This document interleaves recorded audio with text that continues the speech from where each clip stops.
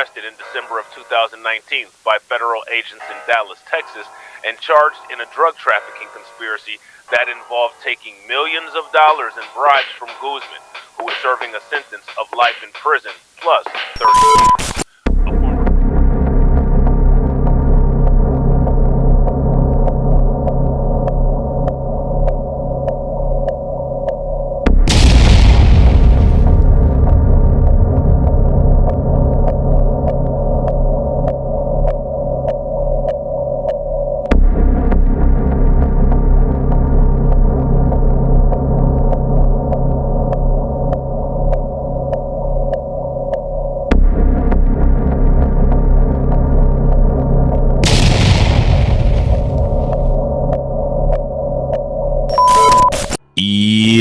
Yo, what up, y'all? It's your boy Rob coming back at you once again with another video. So before we get started, you already know what to do. If you're not subscribed to the channel, make sure you hit the bell icon twice. Smash the like button, share this video out to all of your followers, and let's get it cracking. All right. So what we have today is an article from CNN, and what it's talking about is Genaro García Luna, who is a former Mexican public security secretary. All right. And he was convicted in the United States of taking bribes from drug cartels. So this is one of the many examples of the corruption that takes place in these countries where the United States is allowing an influx of illegal migrants and then spreading them throughout the United States, primarily in black cities. All right. Now, when you hear them talk about this in the news, they'll use the dog whistle Democrat cities. But what we know is that the Democrats are working hand in hand with the Republicans. The Republicans are sending the illegal people to the Democrat, aka black areas, and the Democrats are integrating them into the population, both parties working in unison with the sole and primary focus of diluting black economic and voting power. Okay, so now here it says Genaro García Luna, Mexico's former public security secretary and architect of its deadly and protracted war on drugs, was found guilty in federal court in New York on Tuesday of taking bribes from the drug cartels he had sworn to combat, the U.S. Attorney's Office said. So this goes into what I talk about when I say law enforcement are the biggest, not only drug dealers, but facilitators of drug deals. The former Secretary of Public Security in Mexico, who served as his country's equivalent of the FBI director from 2006 to 2012, was convicted by a federal jury in Brooklyn on 5 counts of engaging in a continuing criminal enterprise. Sounds like RICO statute. The counts included international cocaine distribution conspiracy, conspiracy to distribute and possess with intent to distribute cocaine, conspiracy to import cocaine, and making false statements, according to the U.S. Attorney's Office for the Eastern District of New York. Garcia Luna, 54, showed no emotion as the verdict was announced. At one point, he turned around briefly to look at his wife, daughter, and son, and placed his hands over his heart. He is the highest ranking current or former Mexican official ever tried in the United States. His trial before the U.S. District Judge Brian M. Cogan, who also oversaw the trial of former Sinaloa cartel boss Joaquin El Chapo Guzman, lasted 4 weeks. The Eastern District of New York jury announced the verdict after 15 days of testimony from nearly 30 witnesses. Garcia Luna had pleaded not guilty to all charges. Defense attorney Cesar De Castro, who argued that prosecutors built their case on the testimony of ruthless criminals, said outside court that a decision on whether to appeal the conviction will be made after the sentencing. Garcia Luna will be sentenced June 27th. He faces a mandatory minimum sentence of 20 years in prison and a maximum of life behind bars. Garcia Luna, who once stood at the pinnacle of law enforcement in Mexico, will now live the rest of his days having been revealed as a traitor to his country. And to be honest, members of law enforcement who risked their lives to dismantle drug cartels Breon Peace, the U.S. Attorney of Eastern District of New York, said in a statement, which I find fascinating because the thing is that this guy may be a Mexican, but you find the same exact thing here in the United States when it comes to law enforcement. Jesus Ramirez Cuevas, a spokesperson for Mexican President Andres Manuel Lopez Obrador, praised the verdict on Twitter.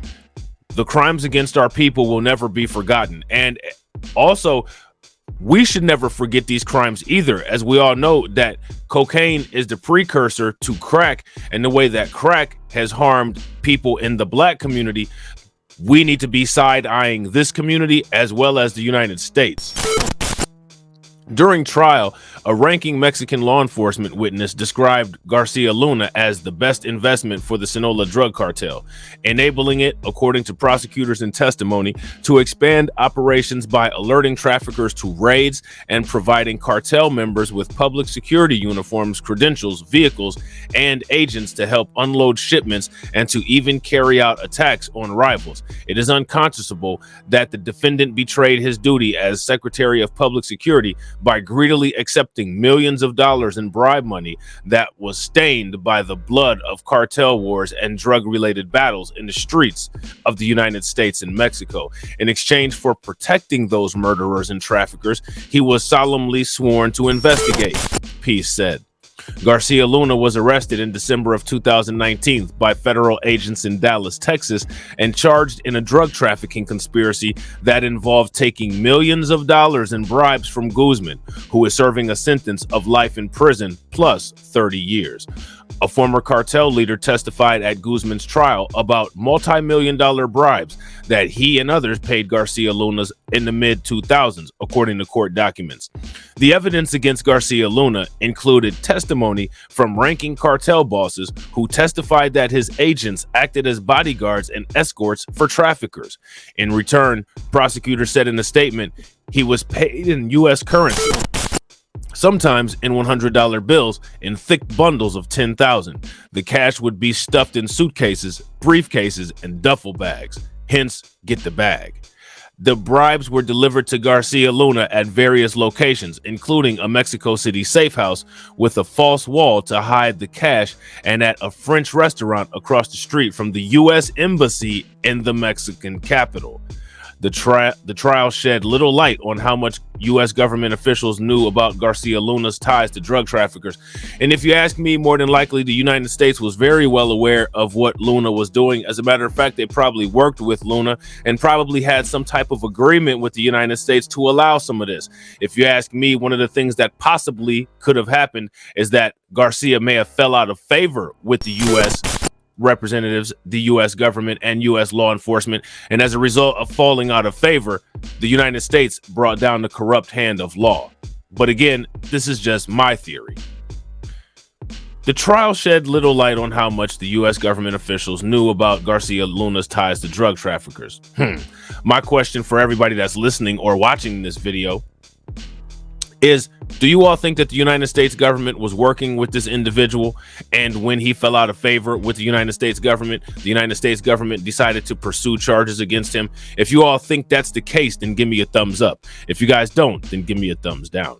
Garcia moved to the United States in 2012 and settled in Florida with a personal fortune of millions of dollars, according to prosecutors. So woke goes to die in Florida, but the cartel goes to prosper in Florida. Shout out to Ron DeSantis. One of the reasons why it's so difficult for people to survive the suburbs, because when you have conservatives that allow for the minimum sentence on familicide and that make their state a nice location for cartel retirement, you can see why it would be so difficult.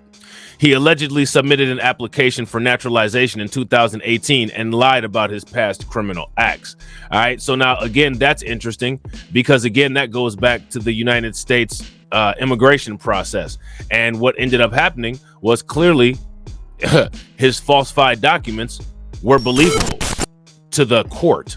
Okay, the same court that now is on top of justice and prosecuted him. All right.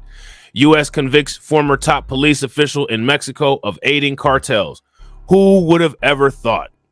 Witnesses for the government included a top cartel member who helped convict Sinaloa boss El Chapo with his testimony about having bribed the head of Mexico's federal police. Now, here's my thing. Isn't it interesting how the United States and the United States officials seem to always dodge these kind of things? Let me ask you guys a question. Why is that? Mexico's former Secretary of Public Security was found guilty Tuesday of accepting millions of dollars in bribes in exchange for helping El Chapo's violent Sinaloa drug cartel as it pushed thousands of tons of cocaine into the United States. During the month-long trial, cooperating witnesses who worked for the billion-dollar cartel described paying off law enforcement officials from the local to the federal levels in exchange for information about upcoming raids, free access to sea and airports, and to carry out investigations against rivals. Now, here's my question for you guys. If they were trafficking drugs in like this, do you also think that these individuals were trafficking in humans? Let me know in the live chat with a thumbs up or a thumbs down, and let me know in the comment section with a comment. Several said they personally attended meetings in which briefcases and duffel bags stuffed with cash were paid to the defendant, Genaro García Luna, whose cabinet position put him at the head of Mexico's federal police force. A jury of New Yorkers began deliberating the 5 counts against the 54-year-old Garcia Luna on Thursday afternoon, pausing for a long weekend over President's Day. Juror number 4 appeared to be holding back tears Tuesday as the U.S. District Judge Brian M. Cogan read the verdict. Brian Peace, U.S. Attorney for the Eastern District of New York, called the verdict a shining light for the rule of law. Garcia Luna, who once stood at the pinnacle of law enforcement in Mexico, will now live the rest of his days having been revealed as a traitor to his country and to the honest members of law enforcement who risked their lives to dismantle drug cartels, Peace said in a statement after the trial wrapped this afternoon. Defense attorneys painted Garcia Luna as an aggressive prosecutor of cartel activity, claiming that the government cooperators sought revenge on him as a result, while also looking for lighter sentences and American visas for themselves and family members. See? I told you that I bet you that had something to do with it. Attorney Cesar D. Castro repeatedly reminded jurors that the cartel members who testified were responsible for murder, kidnapping, and torture of hundreds of people. At some point, you have to stand up and say no, De Castro told jurors Wednesday in his closing argument. You, the government, have made a deal with the devil. Now, when he says you, the government, have made a deal with the devil, I wonder what he's talking about. Give me your thoughts on it in the comments section. Former Mexican President Felipe Calderon, whom under Garcia Luna served, denied any knowledge of his public security secretary's relationship to the infamous and still operational Sinaloa cartel. Witnesses' testimony about the bribes first came up in the 2018 trial that brought down the cartel's infamous leader, El Chapo, whose real name is Joaquin Guzman. In those proceedings, Jesus El Rey Zambada, one of Guzman's right-hand men, described paying off Garcia Luna on 2 occasions in the mid-2000s. Zambada returned to the stand this month as the last government witness to testify against Garcia Luna. He said he prepared money for meetings at a now-closed restaurant in Mexico City called Champs Elysees. Another former cartel member, Oscar Nava Valencia, also known as El Lobo, told jurors he was involved in paying Garcia Luna $10 million in 2007 after authorities seized more than 20 tons of cocaine at the Mexico port of Manzanillo coming from Colombia, half of which Nava Valencia expected to receive. That bid failed, Nava Valencia said, because Mexico's Marines and U.S. law enforcement were involved in the seizure. But Garcia Luna helped them in another way, furnishing a report that showed the seizure occurred because of a tip about the activity on the part of the sender from Colombia. This got Nava Valencia's group off the hook for the $50 million the group got in Colombia lost on the deal, he testified. The document was not produced in court, nor were financial records that witnesses said the cartel kept for government bribes, points that the defense attorney underlined when arguing that the government had failed to prove its case. Garcia Luna separately faces a civil lawsuit in Miami from the Mexican government. It accuses the former public secretary of stealing $250 million from the Mexican government and laundering the money through bank accounts in Barbados and the United States, including through the purchase of real estate in Miami-Dade County, Florida. Now, again, my question is, Ron DeSantis didn't know anything about this? Perhaps the only prosecution comparable to Garcia Luna's petered out when U.S.